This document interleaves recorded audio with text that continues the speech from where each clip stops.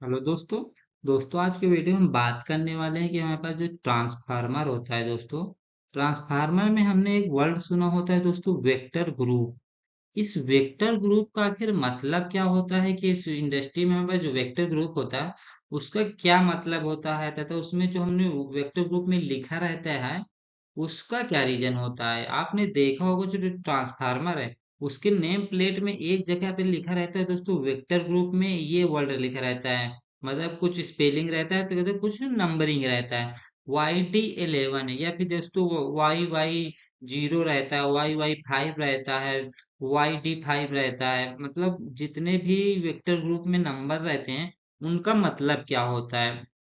सबसे पहले हम जान लेते हैं दोस्तों जो ट्रांसफार्मर होता है। ट्रांसफार्मर को हम बेसिकली अगर जाने तो उसमें प्राइमरी साइड कौन है तथा सेकेंडरी साइड कौन है, वह तो हम उसकी नेमिंग से जान जाते हैं। अगर हमारे पास ट्रांसफार्मर दोस्तों 11 kV/440 है दोस्तों, मतलब 11 kV/440 वोल्ट है, तो उसमें क्या होगा दोस्तों, हम इसमें समझते हैं कि 11 kV हमारा प्राइमरी साइड है या फिर हमारा जो 440 साइड है वो हमारा सेकेंडरी साइड है।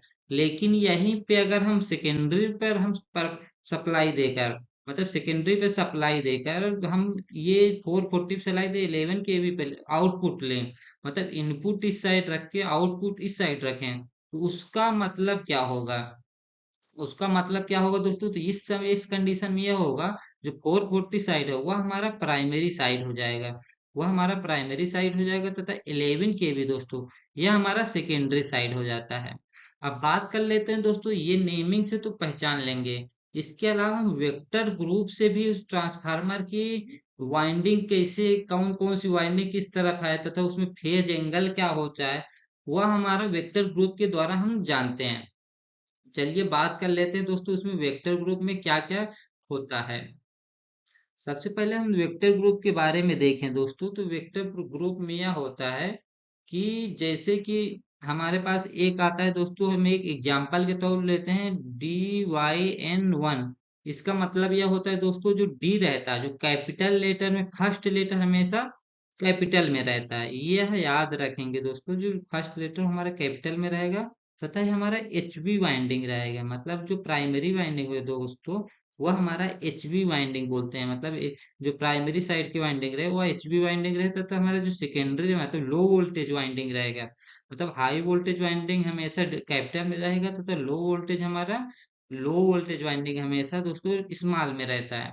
इसमें जैसे DYN1 है, इसका एन का मतलब होगा दोस्तों न्यूट्रल, तथा डी का मतलब होगा दोस्तों डेल्टा, वाई का मतलब होगा स्टार।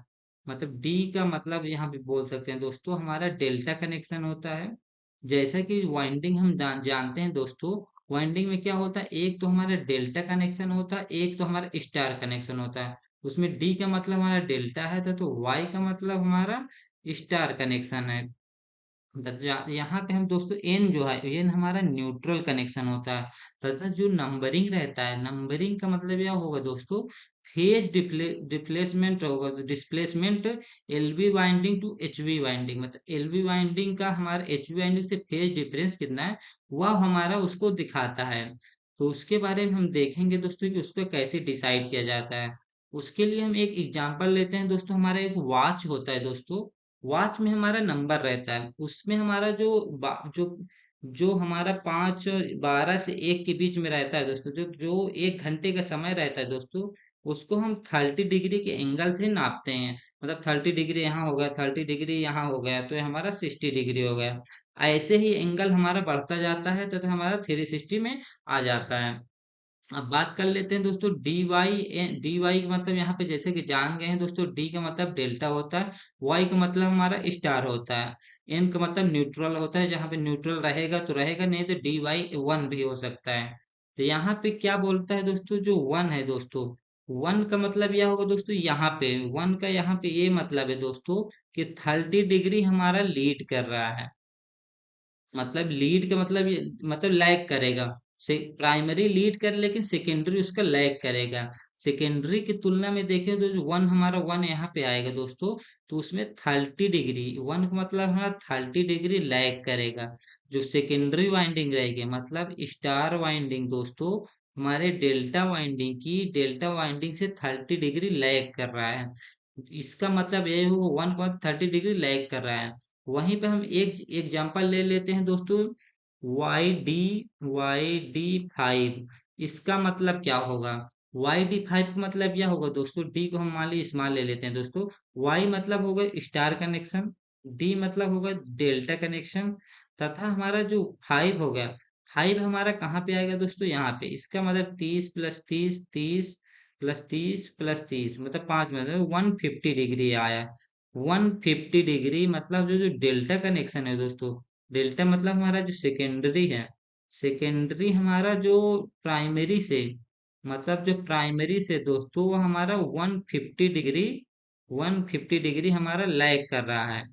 150 डिग्री हमारा सेकेंडरी मतलब डेल्टा स्टार से 150 डिग्री लैग कर रहा है। ये हमारा फेज डिस्प्लेसमेंट बता सकते हैं कि प्राइमरी वाइंडिंग तथा सेकेंडरी वाइंडिंग में हमारा कितना फेज डिस्प्लेसमेंट है। इस तरह वेक्टर ग्रुप से हम किसी में प्राइमरी तथा सेकेंडरी वाइंडिंग में कितने फेज डिग्री, फेज एंगल पे हमारा वाइंडिंग किया गया है तथा उसमें प्राइमरी क्या है तथा सेकेंडरी क्या है, यह भी हम वेक्टर ग्रुप से निकाल सकते हैं। चलिए मिलते हैं इसी नेक्स्ट वीडियो में जिससे आपको जानकारी मिले।